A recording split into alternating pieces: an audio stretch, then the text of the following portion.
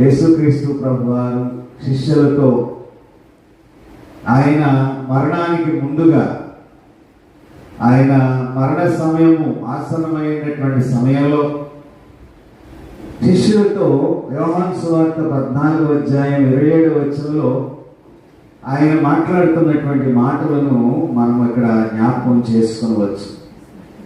శాంతి మీకు అనుగ్రహించి వెళుచున్నాను, నా శాంతిని మీకు అనుగ్రహించున్నాను, లోకం ఇచ్చినట్లుగా నేను మీకు అనుగ్రహించట్లేదు.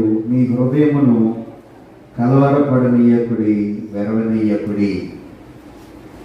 దేవుని యొక్క శాంతి ఇది ఎలా ఉంటుంది అని అంటే, మరి యెషయా గ్రంథంలో మనం చూస్తాం. ప్రభు యొక్క రాక సమయంలో మరణ ఛాయ గల దేశం మీద ఆయన జబూలూను, నఫ్తాలి దేశముల మీద చీకటి పారద్రోలేటువంటి ఆయన రాకడ ప్రారంభంలో మనము యెషయా భక్తుడు మరి తెలియపరిచినటువంటి మాటలు, యేసుక్రీస్తు ప్రభు రాకని గురించి తెలియచెప్పినటువంటి మాటలు